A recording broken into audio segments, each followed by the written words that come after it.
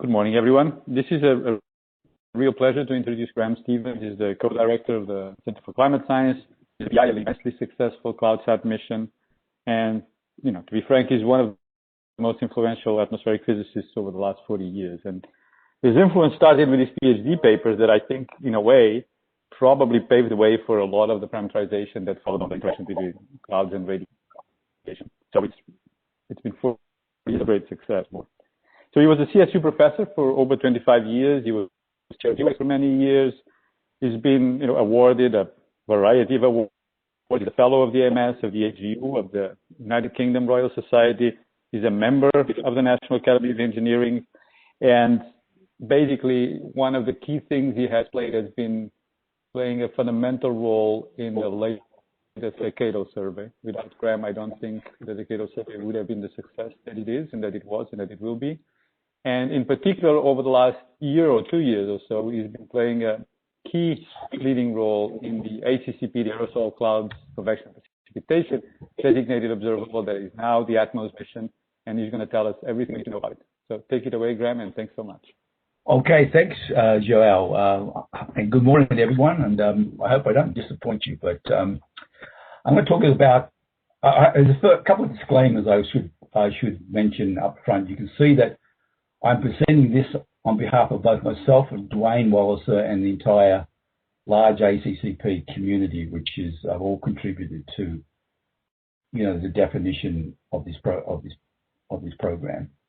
The disclaimer is, Dwayne, while he sent me one slide, he hasn't seen any of these slides, and so you'll see that it doesn't have the wonderful polish of Dwayne's slides. You'll see my slides are a little bit rough around the edges, but so that's my disclaimer number one. Number two is the project is renaming itself from ACCP to AtmOS, but that hasn't yet been officially approved by headquarters. And so I guess we're not allowed to use it except for internally within the project. So if you see the word AtmOS, just read that as ACCP and pretend it's not on the slides. I'm not sure I caught it all when we removed them all. You can see it was even in my title for this talk. Okay, so that's enough of the disclaimer. So let's go to the, why is it not advancing? Oh, gosh. Okay, it's really slow. So this talk's going to be a little bit circular. I'm going to begin at the end and sort of work backwards a little way to a little bit of the details. I'm going to keep this at a fairly high level and unfortunately at a somewhat superficial level in many places. Forgive me for that. And then I'm going to talk a little bit about how it started and provide you with the overall landscape for how this designated observable definition has evolved, including the landscape for the decade looking forward ahead. For that's the context in which these new observations and these new programs sort of will sit. So I'm going to talk a little bit about the objectives of the program and its traceability. And what I mean by traceability, you'll see in a moment. And then I will talk about the study itself, and then how we got to the end, which is the architecture proposed to headquarters, and has now moved into pre-phase A.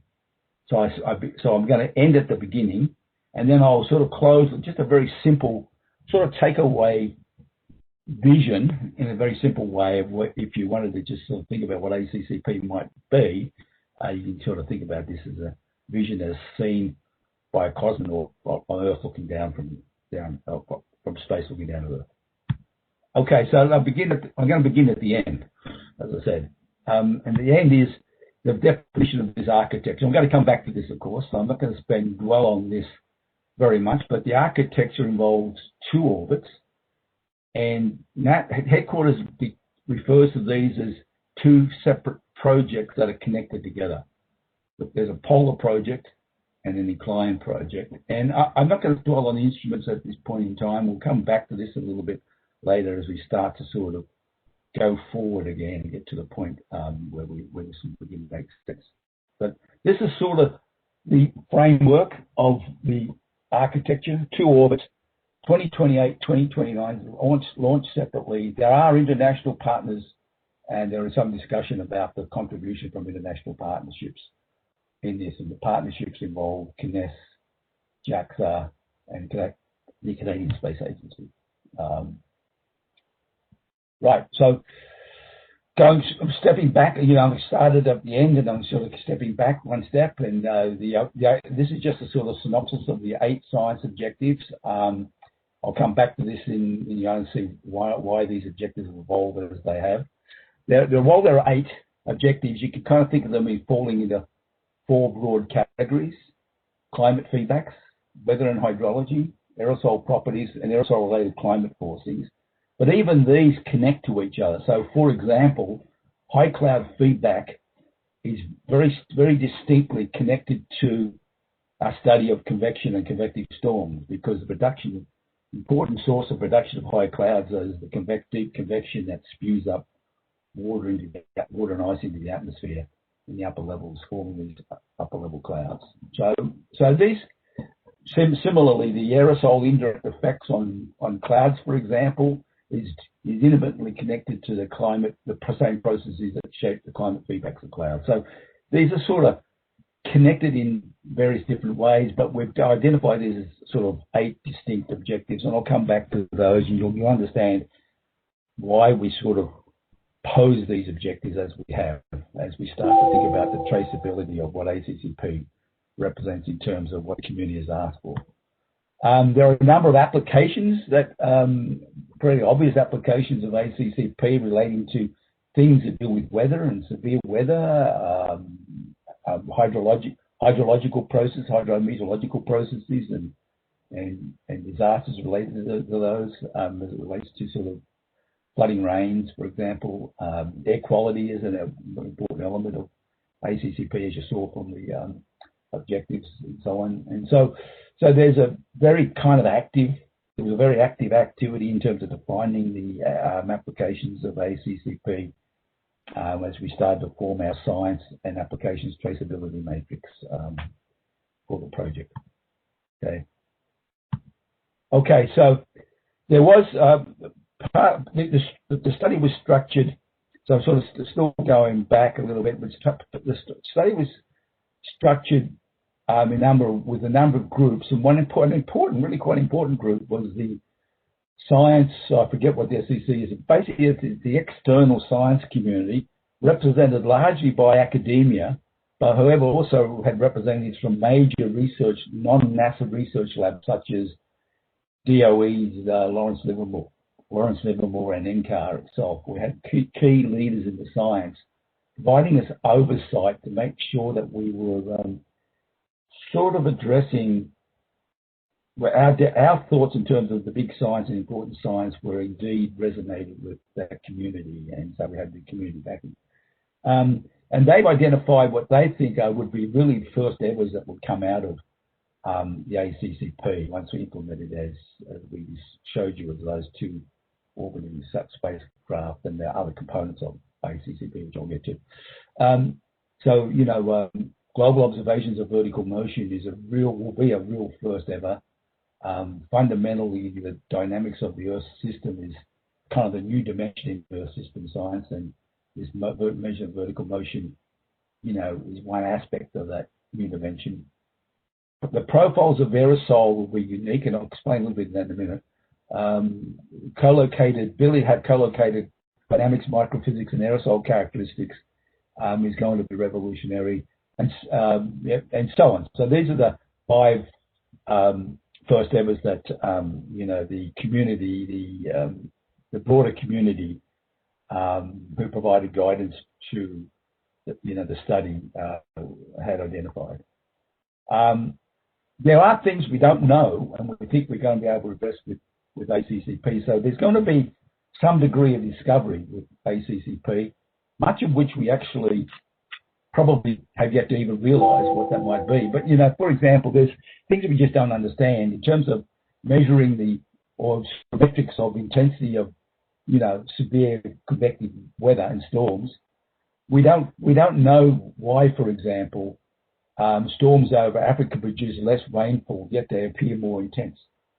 So trying to understand the relationship between the intensity of convection, which you might measure in terms of the vertical motion, and the rain that falls from them, the intensity of rain that falls from them, will be something that will become, I think, that will become, you'll be able to be diagnosed from the ACCP observations.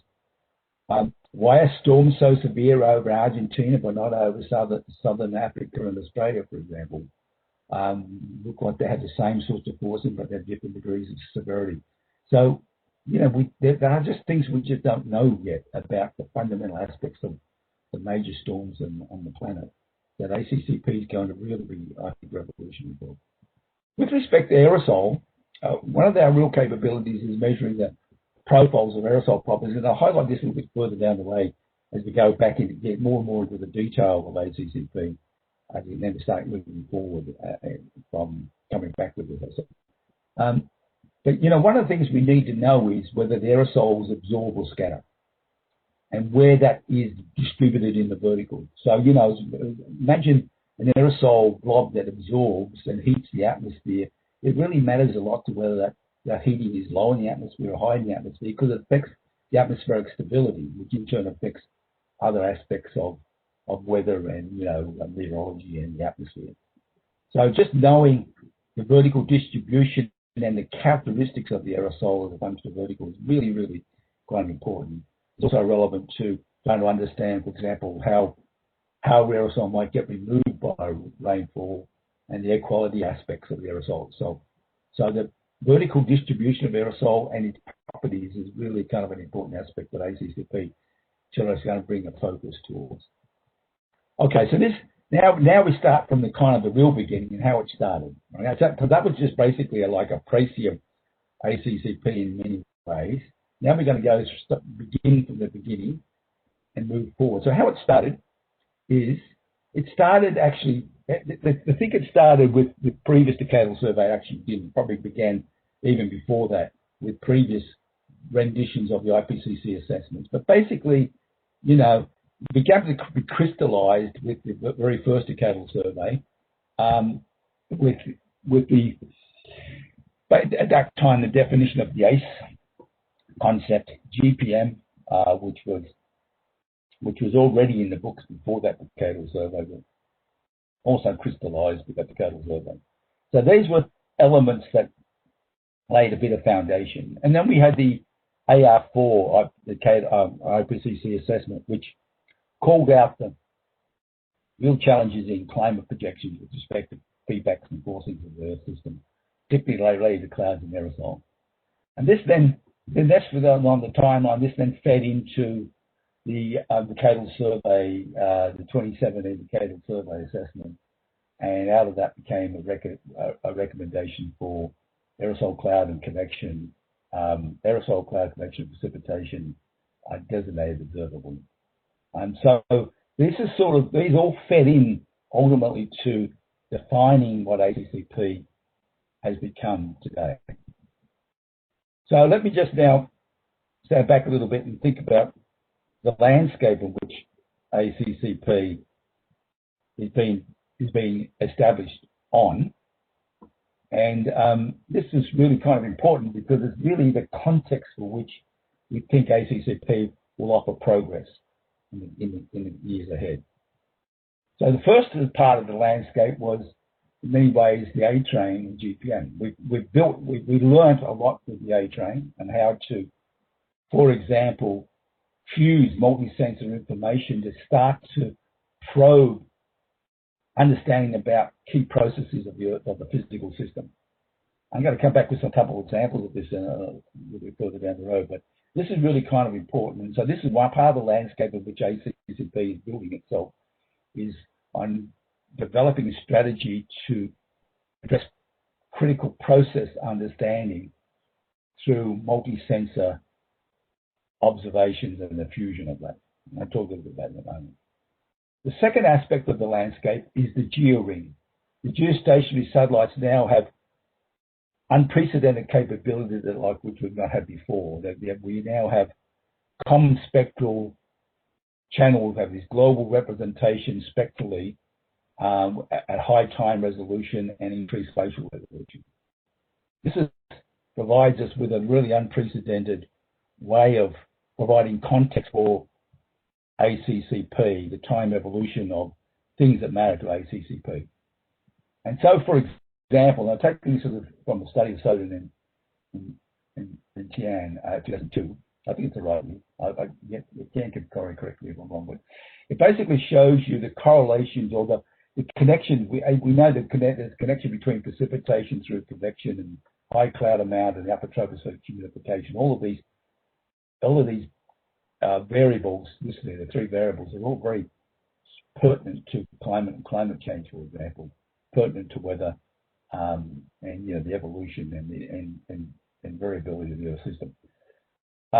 These properties relate to each other, and they have a very distinct diurnal cycle that's phased differently. Precipitation is phased differently than, for example, the high cloud. So these arrows represent the arrow position in a clock, a 24-hour clock, with 0 local time up and 1200 local time down.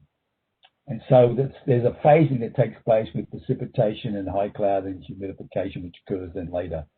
And so the diurnal cycle influence on processes that and the processes that shape clouds, convection, humidification, and all these various kind of connected pieces. That diurnal cycle influence is principally the driving rationale for the inclined orbit, to try to make measurements of the critical variables that unlock insight into processes on the and the diurnal influence on those processes. So that was kind of the driving force of that inclined orbit component of ACCP. The third aspect of landscape is really something that's really quite important, that's happening right in front of our eyes today, and it's what's called the K-scale Earth system modelling. The Earth system modelling is really going through I won't say revolution, but certainly an evolution towards kilometre scale modelling. It's happening. It's going to happen. It's going to be with us at the end of the decade when ACCP is actually producing observations. There are a number of examples of this. The images to the right, to the left, there are from a number of. There's one sets on the observed world, and the other 10 are from a digitally produced world at high K-scale resolution. And that's from the Diamond project that was kicked off a few years ago.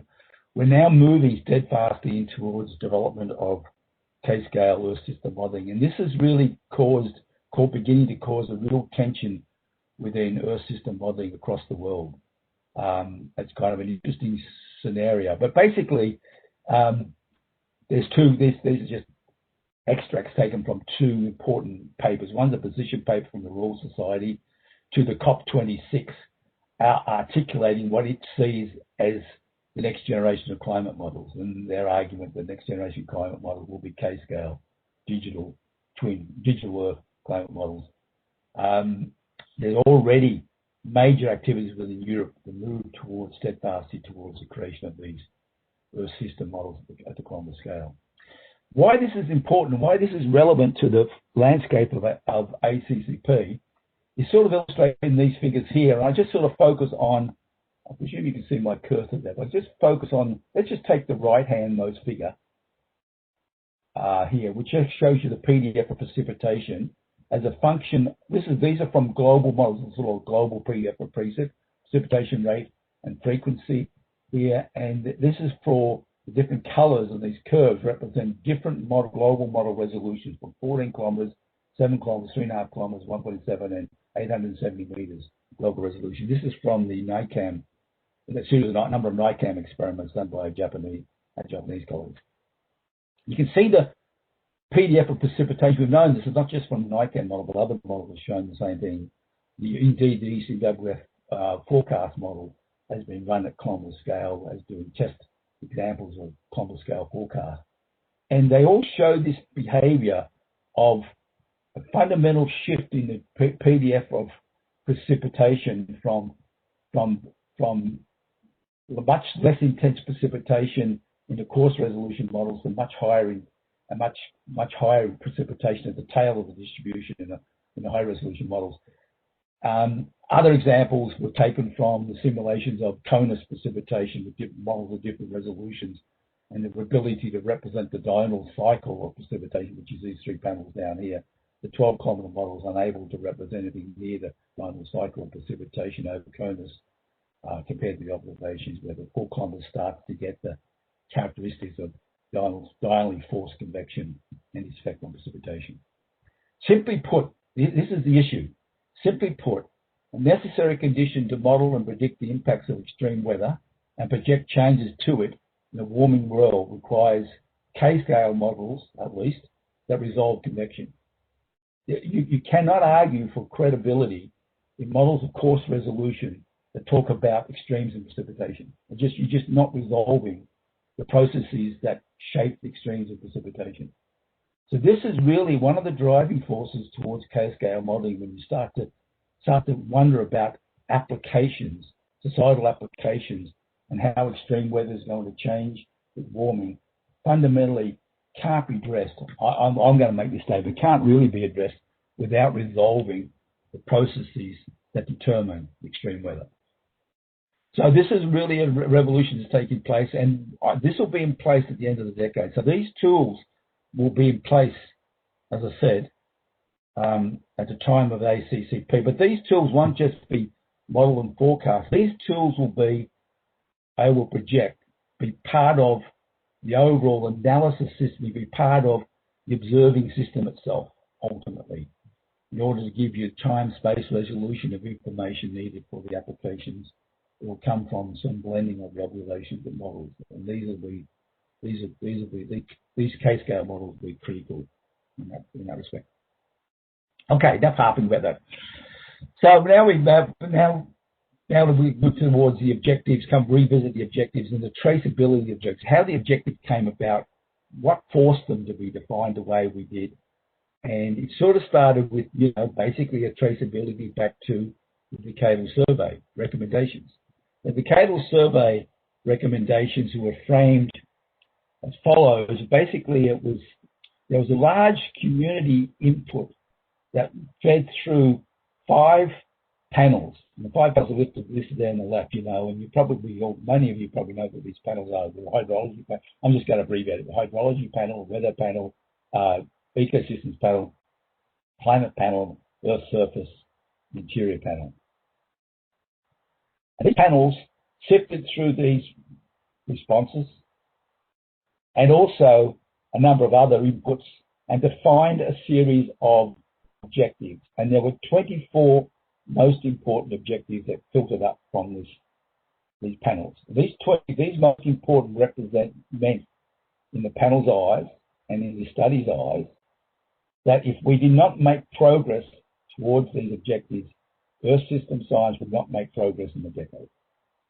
So these 24 were quite fundamental. And from those 24, kind of distilled into 8 targeted observables, and that led to 5 designated observables. And 2 of those, 4 of those, I guess, were aerosol clouds, convection, and precipitation that were lumped into one single study by NASA because of the synergy between the observing strategies for aerosol clouds and convection. The synergy would be framed around the use of LiDAR and radar-active systems that could profile kind of exquisitely through the atmospheric column. So that's kind of the flow of how recommendations flowed. It was really truly represented in this way the community's interests. Now, of the 24 most important decadal survey objectives identified by the community through the lens of these 5 panels, ACCP directly relates to 12 of them and explicitly addresses 8 of them. And I'm even going to collapse this down to even a fewer set just because it's the way we defined the observing strategy and the observing system for ACCP. And so there's basically 3 most important objectives were expressed as questions by the decadal survey. And these are the three questions that are basically the ACP science questions. Why do convective storms, heavy precipitation, go exactly when and where they do? What processes determine the spatial temporal structure of the important air pollutants and their concomitant adverse impact to human health, agriculture, and ecosystems? And how can we reduce uncertainty in the amount of future warming of Earth, improve our ability to predict local and regional climate response to natural and anthropogenic forcings, and reduce uncertainties in climate sensitivity and so on? Now, they're the sort of overarching science questions pulled straight from the decadal survey, and they map through more focused questions that the decadal survey identified, such as, for example, I'm not going to read through all of these, but one, for example, is reduce the uncertainty on low and high cut feedback and aerosol radiating forcing by factor of 2 for the climate, as it relates to the climate questions. And these then connect to 6 goals, and under these goals are the 8 objectives. The 8 objectives sort of fall under these goals. The goals include, cloud feedbacks, storm dynamics, cold, cloud, and precipitation processes with an eye towards the polar and polar influences, aerosol impacts and radiation, aerosol processes, and storm dynamics. So these are actually 5 goals, we should say, not 6 goals. And so under these 5 goals lie these 8 objectives. So these 8 objectives, I'm really trying to give you a bit of a thumbnail sketch of those. So let me just dwell a little bit on a couple of these. Why convection? Why are we calling out convection specifically as part of the new component of ACCP? And from a scientific perspective, this is pretty easy to argue, but I'm going to present it from a kind of slightly different perspective through the eyes of the world economists, as expressed by the World Economic Forum report in 2020. And in that report, they produced what's called a risk landscape, and that diagram that explains that represents that risk is on the x-axis is the likelihood of a risk occurring, and on the y-axis is the impact of such a risk occurring. And the upper right corner of that figure, which you can't read all those little diamonds in, represent risks that are most likely to happen and have the highest impact. And they all tend to be essentially, apart from the cyber attacks, global governance failure and so on, which could connect with, but essentially are environmental risks to do with environmental issues like human-made environmental disasters, extreme weather being the most likely and one of the highest impact risks. Now, extreme weather, the risk of extreme weather, to a large extent, is driven by the risks associated with convective storms. And here's an example of the risk landscape on the right-hand side from NOAA. This is the number of $1 billion events per year of convective storms, the impact of convective storms. These are convective storm events and the impact in terms of dollars to the US, showing the evolution, the different years and the evolution, the average over years. So these extreme events appear to be occurring more frequently, or at least their impact on the economy is larger, is increasing over time. So this is it's sort of a no-brainer as to why we want to try to really advance our ability to model, understand, represent, and model and forecast convective storms. Second aspect of this is why forcings and feedbacks. Well, these are tied to pretty big questions about the warming of the Earth. And this figure here shows the historical warming of the Earth, 20th century. And the upper curves show typically what you see in assessments. It shows you the anomaly, temperature anomaly as a function of time.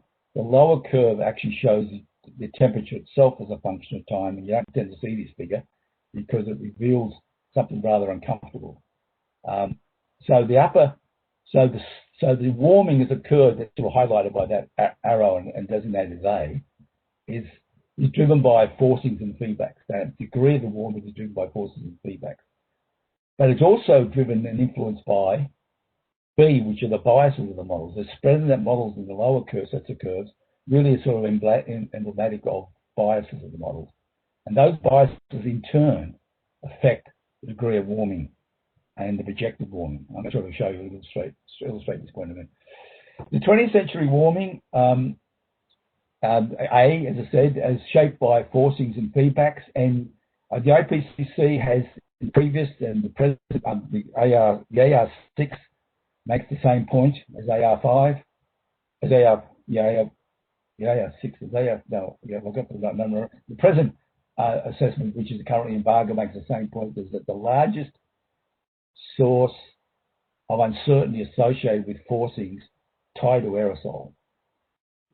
The largest source of uncertainty associated with feedbacks that also shape the degree of warming related to cloud feedbacks. So these are the primary sources of uncertainty in terms of representing both the historical warming and representing the future warming. Model biases in representing the present state can also be large.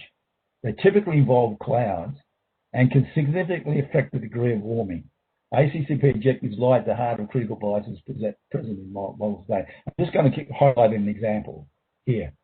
And this is from a figure that I had created that was a commentary on a paper that published by Wildenstein et al. Just recently in Nature Climate Change. Just came out this month actually.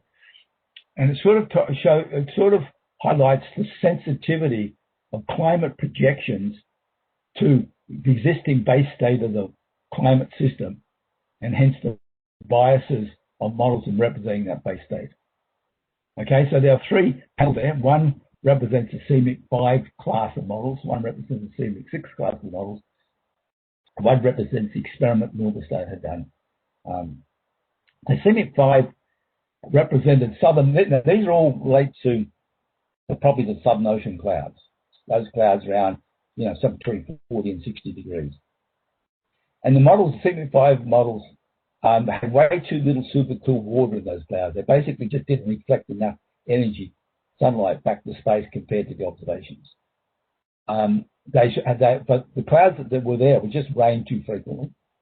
Their lifetimes were way too short, and their albedo, the sunlight reflected, way too low. And so what happened when you impose a warming or you force it with a climate forcing that induces a warming is that the fact that the ice clouds that coexist with the water clouds there's too much ice and not enough water, and that ice cloud would transition to water and would make a large negative feedback, unrealistic negative feedback.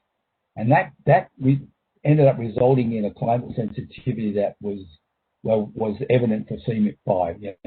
The climate sensitivity of three-ish, in many of the models, evident in the climate models at that time. Now the CMIP 6, the current assessment, has a later generation version of model where the modeling centers tried to fix this because they recognized this was a problem. And so they were able to increase the supercooled water in clouds by changing parameterizations in clouds. They still rain too much. The lifetimes of weights were still too short. But it did enhance the cloud albedo much more like observation, so they ticked that box and they went away feeling pretty good with themselves. This resulted, however, with a very weak negative phase feedback because there's much less ice that would turn to water, would then make a large negative feedback by making the clouds more reflective in a warming world, as opposed to CMIP 5 where the clouds, as the clouds warm, ended up reflecting quite a bit more because there's more water there, more transition from ice to water. And so the CMIP 6 took away this negative feedback, this phase feedback that was negative. And hence, as a result, the climate sensitivity of those models rose. We started to see models with sensitivities of in the 5s, 5.5, for example, all based on the driving factor was the southern ocean cloud. Now, Wildenstein et al. Of course, recognized that there are still biases in models, and one of the major biases is they rain too much. And what this did, it had an effect on changing the lifetime of the clouds. So if you reduce the amount of rain, these clouds hung around longer, and this basically introduced back a large negative feedback. So when the warming occurred, the warming was forced, this negative feedback operated and actually brought back the climate sensitivity more like 3. So it just underscores the point, and this is just an illustration, it just underscores the point that biases in the present state of the Earth system of the models actually has a dramatic influence on our ability to project the warming of those models. And ACCP is really to provide the joint information about cloud precipitation, resolving low clouds that will be basic to addressing these troubling biases. So this is really at the sort of the heart of some of the ACCP objectives. Okay, let me talk a little bit about aerosol, and then we'll come back, start moving towards the end. So the aerosol, there's this issue of backscatter extinction and absorption dilemma of aerosol, and it's basically fundamentally makes it difficult to quantify aerosol effects from an Earth observational point of view and quantifying its forcing. And so what is this dilemma? How is it, and how is ACCP going to make a real sea change difference in this?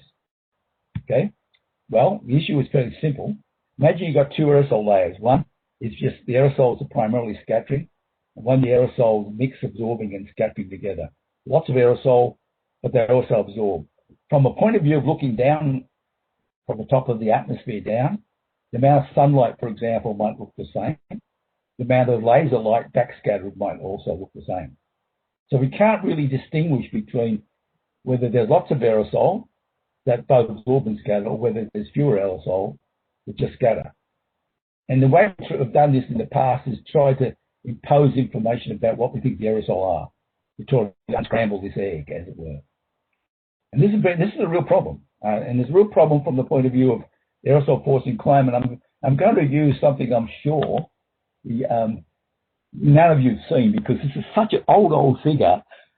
And anything was written in the 70s is now dispensable in the science. You know, it has no relevance. But I pulled this out from Poltridge and Platten. I think the source was Ruth Reck in 1974. I think I think because the textbook is in my office, and I haven't been in my office since shutdown. So I'm still kind of, I think this is the case. But it basically underscores the point as it relates to aerosol impact on Earth's climate through forcing. And it shows on the y-axis the ratio of 2 important properties of aerosol, the amount they absorb and the amount that they backscatter, A and RE in this diagram, as a function of surface albedo. And so these 3 properties, the surface albedo, the ratio absorption and the backscatter, really dictate whether the aerosol is fundamentally warm or cool. So this solid curve you see down there is the neutral line, where aerosol falling to the left of it cool and aerosol falling to the right of it warm. So you can understand this by the fact that aerosols that absorb more and fall above that line represent a heating of the system, and aerosols that scatter more and fall below that line actually cool the system. And then they sort of, in this 1974 paper, they sort of did a kind of a classification of aerosols where sort of aerosols fall. And so for the most part, aerosols cool the Earth system because most of the Earth's surface albedo was, in much less than 0.4, for example. But this underscores the point that you can't really understand aerosol's role in forcing the climate system without knowing its ability to absorb and its ability to scatter and separating these effects. And so this has been a challenge. It's a challenge with all remote sensing of aerosol. More passive measurements that rely on scattering from sunlight suffer this issue, some more than others. Backscale LiDAR suffers the same issue. So what ACCP represents in terms of really a sea change, I think, in this, and why it was proposed that this LiDAR would be a really important step, is the HSRL LiDAR approach. I'm not going to describe how it does this because it's way beyond the time that I have, but basically HSRL will provide for the first time a way of unscrambling the backscatter to extinction kind of dilemma that exists in our measurements from space today. And so this will start to give us clues about absorbing aerosol versus scattering aerosol and their role in forcing the climate system. So that's come back to our science objectives. I'm 40, got about 5 minutes left, I suppose. These are the 8 objectives. I sort of touched on some of the motivation for why these objectives have been articulated and evolved as they have. Our philosophy in ACCP, in terms of addressing these objectives, is to focus primarily on process understanding, and secondarily on extending existing climate data records that we've begun, like with the A-Train and GPM and so forth, and extending those to have a multi-decadal record of profile information of the atmosphere. And I keep getting asked this question about, well, how the heck do you study process from just a set of observations? And it's not just correlating different variables, really. There's more to it than that. So I thought I'd just throw you two examples of process toward process, how the ACCP might begin to address process understanding that really will be at the heart of making this progress in advancing our ability to predict the evolution of the Earth system. Okay, let me just provide two quick examples. One drawn from the A-Train, and another that's sort of central to ACCP that's more conceptual in terms of my thinking about it. But fundamentally, you need to have a model of the physical system. That's the framework to understand the process. And that model would relate variables, important variables, and we want to make measurements of meaningful and relevant variables. It's not just a matter of making measurements of variables. You've got to make measurements of the relevant variables for which we have a model of the physical system that connects them. And through that lens that we understand process. And then one example is the warm rain process via, in this case, a simple model of collection of a falling drop collecting smaller drops, forming raindrops and making rain. Now, it turns out, I'm not going to go through these equations, but it turns out we can basically convert the process of this, the basic model of this collection process, which has all sorts of model parameters like collection efficiency and that kind of stuff. We can relate that, we convert that into a framework that essentially connects two observables, the radar reflectivity and a cloud optical depth. And we can observe with the radar reflectivity, and we can deduce from observations from reflected sunlight the cloud optical depth and make inferences about the vertical structure of this cloud optical depth through the cloud. And that will tell us about the collection process. And that's exactly what Suzuki and Hani have done over a number of years. And this is just an example of it from the A-Train. This shows you optical depth profile through clouds and the reflectivity on the x-axis, grouped by cloud top particle sizes derived from MODIS, for example.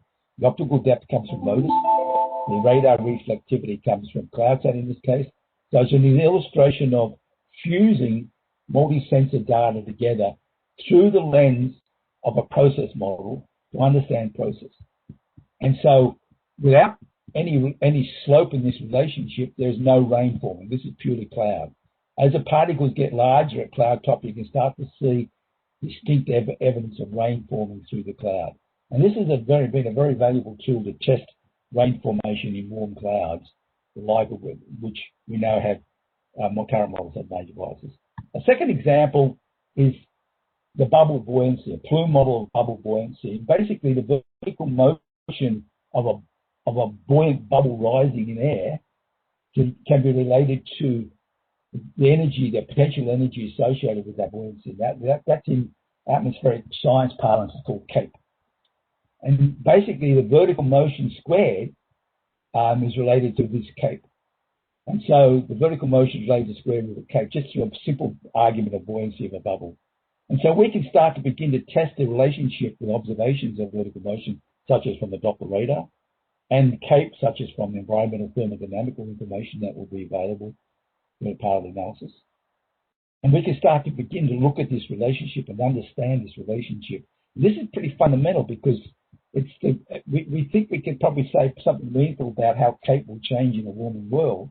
And if we can understand this relationship and the factors that influence it, we can then say something about the severity of storms in a warming world, just from this simple relationship. Here's an example from Aussie simulations that Derek and Rachel had done for at JPL, showing maximum vertical motion in a convectively resolved model as a function square root of CAPE, the environmental, for a range of different environmental conditions. So anyway, that's just an illustration of process. Okay, so let me now summarize. Now we've come to the end and we come to the designated observable study, ACCP. It started with a long and involved and intense march down a road, starting in October 2018.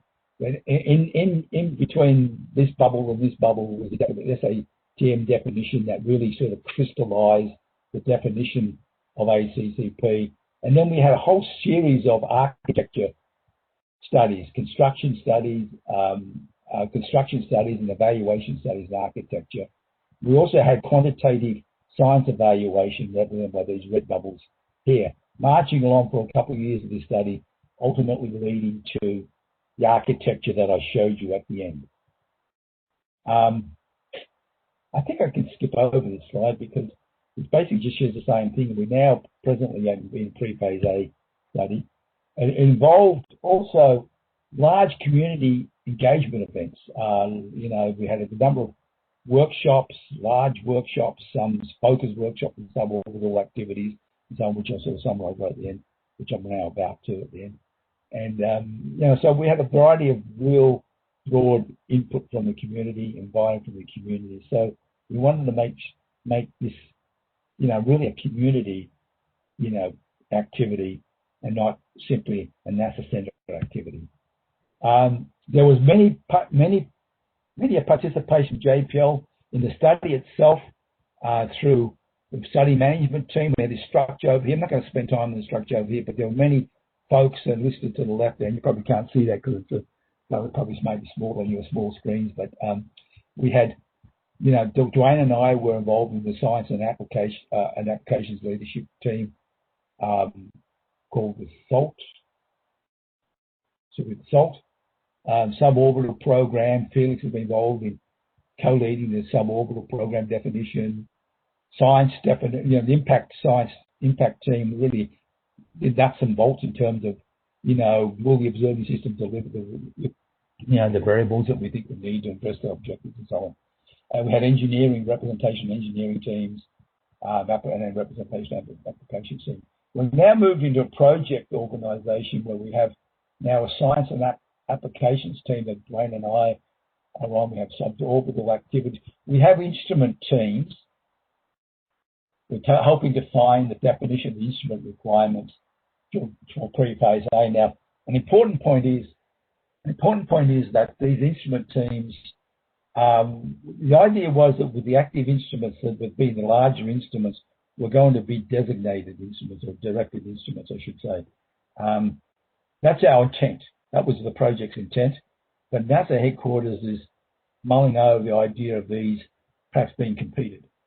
And as a result, we've had to stand down the radar and LiDAR teams because we don't want to jeopardize their ability to compete should they actually go to a competed solicitations. Okay, so I'm going to skip. This is the end. I'm at the end. You're all going to say, thank goodness. The end is where I began.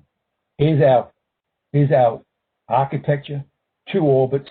We have in the inclined orbit, we have 2 frequency radar, Doppler at the KU. We're microwave radiometry, mainly at the higher frequency end. We'd love to have lower frequency, but this is a matter of scope and cost.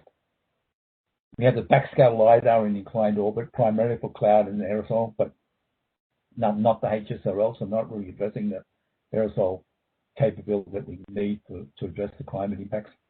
We have polarimeter, and we're proposing to implement time difference stereo camera measurements to look at dynamics of clouds and plumes through the stereo context. The polar orbit has Doppler W and Ka, and this will be the Doppler W will be kind of a little revolutionary for certain clouds, where the Ku Doppler will be revolutionary for deep convection in the incline. Microwave radiometry again. HSRL is in the polarimetry, and spectrometers play a really kind of important role because they provide a way of quantifying the radiative impacts of the clouds and aerosol and radiation at the kilometer scale, which is really kind of important. We have contributions being planned for CSA with this infrared spectrometer, JAXA with the Ku band radar, with a potential additional platform added to the inclined orbit to make constellation. And this connects with microwave radiometry and also a UV channel in HSRL. I might skip over this. It requires a suite of spaceborne instruments to measure and characterize the complexity of hydrometeors and aerosols and probe processes that connect them in ways I sort of illustrate in a very simple way with those two examples. I just want to close with next two view graphs. It would be remiss for me to just focus on the orbiting component of ACCP, which is always to the right with that orbiting Earth, that spinning Earth figure. There's really quite a bit of, it's really a kind of an integrated program of observing and analysis. There's an attempt to provide continuity with a path to create climate data records. There's exploiting technology advances that allow us to do real Doppler radar, meaningful for the first time with the concepts that have been proposed for radar.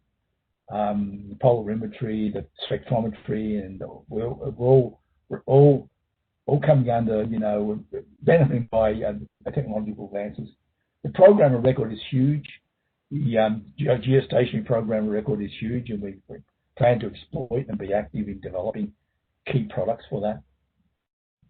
And then the integrated other elements of it are the suborbital. There's a real active suborbital program and Earth system process modeling. We're very much going to engage in Earth system modeling and connected to that evolution to the K scale as I talked about.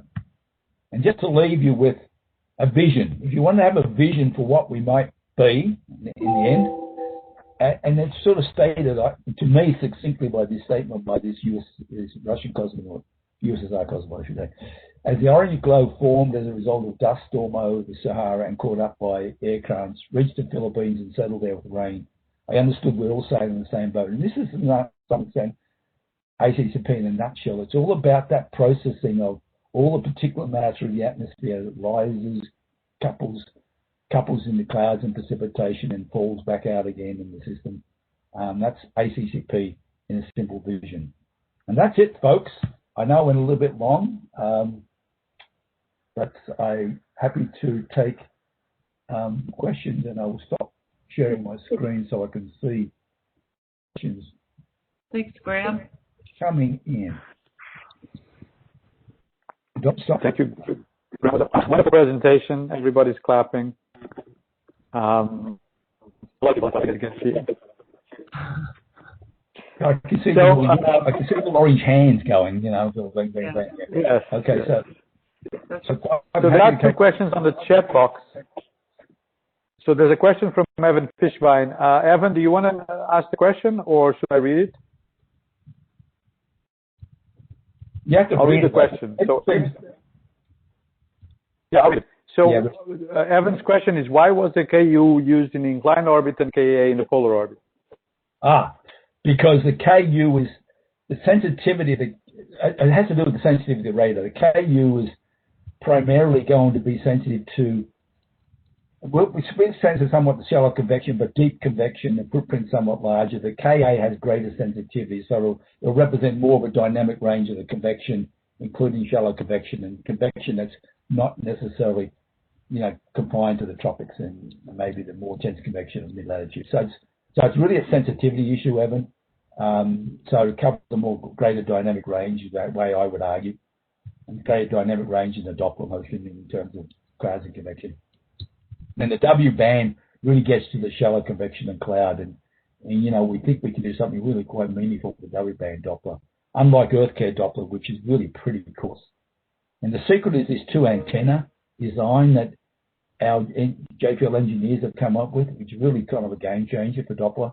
It really takes out the unwanted effects of platform motion, so we can get down to half meterish per second kind of sensitivity with the W band, we think. So I hope that sort of answers your question to some extent, Evan. So Josh Fisher asked, related to Evan's question, can you talk a little bit about the inclined orbit? What does that get you in terms of sampling and science? Diurnal cycle. So we know, for example, that a number of these processes are shaped by the diurnal cycle. And so it's really fundamentally trying to, for the first time, get at process information about the diurnal cycle. Now you might say, well, can't we do that with geostationary? No, because geostationary will give us information about variables, but not necessarily the variables that connect directly to a physical process. So that example I showed you with the precipitation, high cloud and water vapor from geostationary, the process that connects them is air being lifted up vertically and the motion that lifts air up vertically. That's the process that connects them. So we want to make that process, that measurement, and then connect it to those variables to understand the process. So it's really all about diurnal cycle sampling. It's really now a debate going on right now, Josh, is about what the inclination ought to be, and there's going to be some pressure programmatically to make sure we cover conus. And that's not necessarily ideal to give you the best diurnal cycle sample. So there's kind of a little bit of a trade-off between diurnal cycle sampling and covering conus and still representing the diurnal cycle. Yeah, thanks, Greg. That was, I mean, there's some parallels to what we're doing with eco-stress on the space station in terms of the orbit and diurnal cycle sampling. So I was curious to see how you're thinking about it, and also what you're missing. What don't you get from the inclined orbit? You get some diurnal sampling, but you also don't get some aspects. And so I was just curious. Well, from the science point of view, there's things we miss because by through a necessity and budget and trying to scope this thing, you've got to rate. We don't have, for example, dynamics that capable of looking at shallow convection or diurnal cycle shallow convection, for example. The KU won't necessarily give us that much insight on dynamics of shallow convection. Now, shallow convection is a precursor to deep convection. So there's an example of things we won't necessarily capture. Although the cameras, the stereo cameras, will give us some clue with respect to cloud top height, motion. But that's not really diurnal either, because it's only that relies on daylight, sunlight scattered, right? So you can't do day-night stuff. There'll be things we miss, like anything. It's just like a compromise, and trying to navigate all the things we want to do with those which we can practically do. Doesn't really answer your question, but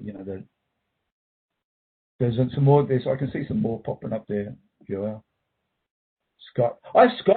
Yeah. So Scott, Scott's made a comment. He's probably corrected me on my answers about the KU. So I don't know whether, Scott, you want to just jump in there or what? Yeah. So, I mean, just part of the inclined orbit is to really target deep convection, and with the different radars, you get increasing attenuation going from W to KU band. And so KU allows us to penetrate convection down to near the surface, whereas W and KA will have significant issues in convection. Yeah, exactly. So, the KU is really an ideal tool for looking at the heavy intense stuff, and the KAW is for the less heavy and intense. And hence you'll see more of that at higher latitudes, for example. Okay. So there's a question from Kevin Bauman. So do you want to read it, or low cloud feedbacks are implicated in the range of ECS? How will ACCP reduce the uncertainty in those projections relative to the current programmer record? I think that's the emphasis is probably relative to the current programmer record. So Kevin, as you know, this is going to be explicit. It's a difficult question to answer, but however, it is quite fundamental. And that example of the moon was that three-panel diagram, which shows you the fundamental influence of warm rain on low cloud feedback. Well, we're going to do a hell of a lot better warm rain than we have done in the past. Warm rain is really quite fundamental to low cloud feedback. It's also quite fundamental to the aerosol indirect effect. And the broad community hasn't yet absorbed this. Now, we're going to do a hell of a lot better job with warm rain, because we're focusing on being able to profile through the boundary layer something that CloudSat wasn't able to do, for example, for the light warm rain. So just there, we think that we're going to make some fairly major inroads in terms of low cloud feedback. Secondly, I think personally that the W-band Doppler and the polar orbit is going to be quite eye-opening with respect to advancing low cloud feedback issues, because that's all of cloud properties are dictated by air being lifted up. Air rising makes clouds, and so it's going to be really important. I think that measurement is going to be really important and evolutionary, I think. diurnal cycle of convection clouds. Woo. Something here. I see another comment. Hi. This is. Hi, Graham, good morning. Did I misrepresent your figure? I probably did. It's good figure, yeah. Thank you, Graham, for referencing my figure. I just wanted to point out the right reference. Yeah. Oh, it's the wrong year, was it? It was 2004? It's 2004, yeah. That's okay. It. Yeah. I was sort of guessing. I knew I'd put it in a document that Scott and I worked on the narratives, but I was a bit lazy and didn't go back to it, so I winged it. I thought it was 2002. Okay, thank you. Another thing, I want to make another comment. I think you also mentioned there is a model bias, the current sensitivity. I think my 2015 GRP is a good example. Different model have a different surveillance WT bias, have different mechanisms. Exactly. Yeah, exactly. That's another good example. That's actually another really good example. Yeah, thank you, Graham. That's a really pertinent example for ACCP because that's about convection in the ITCZ. Exactly. That's a great example. Yeah. Thanks. Thanks, Graham. I'm getting slow in my old age, Yen, so, you know. No, great. All these things. It's a wonderful talk. Thank you, Graham. So it's 10:02, 10:03 actually, on the West Coast. Thank you, Graham, again for a wonderful presentation. I'm sure everybody loved it, and it was extremely informative. I'm sure people know your email. Most of people know who you are and can reach to you if they have any questions. I might be slow answering today because I've got to do 3 hours of mandatory courses by the end of the day. Mandatory. All right. I might be slow. I won't necessarily answer emails today this afternoon because I'll be doing these damn courses, catching up on them. Anyway, yeah. All right. And on that point, thank you again so much, and thank you for attending. Thank you. And bye-bye. Yeah, thanks, Graham. Let's meet again in 2 weeks. Thank you. Bye-bye. Bye-bye.